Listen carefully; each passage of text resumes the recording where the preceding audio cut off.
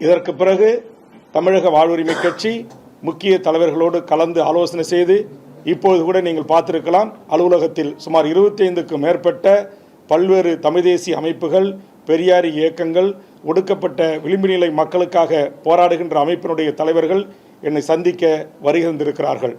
ஆதலால் அவர்களோடு கலந்து பேசி இன்னும் தமிழ்நாட்டில் இருக்கிற பல்வேறு அரசியல் கட்சி தலைமைகளோடு கலந்து பேசி நான் வைத்திருக்கிற பிரதான இந்த 10 கோரிக்கையை ஏற்றுக்கொள்கின்ற, இந்த 10 கோரிக்கைக்காக என்னோடு போராட்ட களத்திற்கு களமாட வருகின்ற அமைப்புகளை, அரசியல் கட்சிகளோடும் கலந்து பேசி நாங்கள் இந்த 2026 தேர்தலை எதிர்கொள்வதை குறித்து பத்திரிகை அதிகாரப்பூர்வமாக நான் அறிவிப்பு செய்ய இருக்கிறேன்.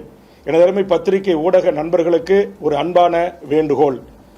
எங்கள் கட்சியை பொறுத்தவரையில் இது தமிழ்நாடு விடுதலைப்படை, மாவோயிஸ்ட் இயக்கங்கள், தமிழ்நாடு மீட்சிப்படை போன்ற பல்வேறு தமிழ் தேசிய ஆளுமைகளை கொண்ட ஒரு அரசியல் தலைமை குழுவாக, அரசியல் முக்கிய நிர்வாகிகளை கொண்ட ஒரு கட்சியாக நடைபெற்று வருகிறது. தனித்து நான் எந்த முடிவும் எடுக்க முடியாது. சில பத்திரிகை நண்பர்கள் என்னை நேர்காணல் காணுவதற்கு வருகை தந்தபோது நான் ஒரு 24 மணி நேரம் பொறுத்துக் கொள்ளுங்கள், நாளை பத்திரிகையாளர்களை அதிகாரப்பூர்வமாக சந்திக்கிறேன் என்று சொன்னேன். உடனே 24 மணி நேரம் கெடு என்று ஒரு செய்தியை போடுகிறீர்கள். திமுக இந்த நிமிடம் வரையிலும் மூத்த தலைவர்கள் என்னோடு பேசிக்கொண்டுதான் இருக்கிறார்கள். ஆனால் காத்திருந்த வேல்முருகன் என்று என்னுடைய சுயமரியாதைக்கும் தன்மானத்திற்கும் நீங்கள் இழுக்கு ஏற்படுத்துவது போல் உங்கள் பரபரப்புக்கு பிரேக்கிங் நியூஸ் போடுகிறீர்கள். அப்படி இல்லை, வேல்முருகன் பண்ணுகிற நேர்மையான அரசியல். எனது அரசியல் பொதுவாழ்வு என்பது சுமார் 40 ஆண்டு காலத்திற்கு மேல் 6 முறை தேர்தலை சந்தித்திருக்கிறேன். தலைவர் கலைஞர், மறைந்த அம்மையார் ஜெயலலிதா, எடப்பாடி, ஓபிஎஸ், மருத்துவர் ராமதாஸ் ஐயா என்று பல்வேறு தமிழ் சமூகத்தின் மிகப்பெரிய ஆளுமைகளோடு ஒன்றாக பழகி அவர்களோடு அரசியலிலே பணியாற்றியிருக்கிறேன், அனுபவங்களை பெற்றிருக்கிறேன். அதனால் தயவு செய்து அதிகாரப்பூர்வமாக நாங்கள் அறிவிக்கின்ற அந்த செய்திகளை மட்டும் நீங்கள் வெளியிட வேண்டும் என்பது என்னுடைய வேண்டுகோள். உடனே சொல்றீங்க அதிமுக 3 இடங்கள் தருகிறது, வேல்முருகன் அதிமுகவோடு போகிறார், விஜயுடன் பேச்சுவார்த்தை நடத்தி கொண்டிருக்கிறார். எங்கள் கட்சியை பொறுத்தவரையில் எந்த ஒரு முடிவாக இருந்தாலும் ஒரு முறைக்கு 2 முறை 3 முறை அனைத்து நிலை பொறுப்பாளர்கள் வரையிலும் அவர்களை அழைத்து கருத்து கேட்டு பேசி அதற்கு பிறகுதான், ஒத்த கருத்து ஏற்பட்ட பிறகுதான் நாங்கள் இந்த முடிவை அறிவிப்போம்.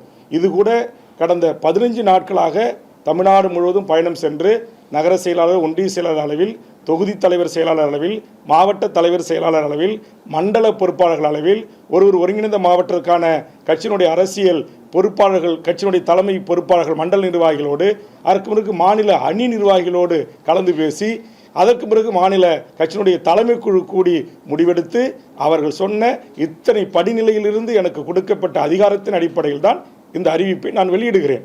அதனால் தயவு செய்து தமிழ்நாட்டில் இருக்கிற பல அரசியல் போது 10ஓடு அத்தோடு இது ஒன்று என்பது போல என்னை ஒப்பிட்டு சமூக, குறிப்பாக இங்கே இருக்கிற மெயின்ஸ்ட்ரீம் மீடியாக்கள் என்று சொல்லக்கூடிய பத்திரிகைகள் கொஞ்சம் அதில் கவனம் செலுத்துங்க.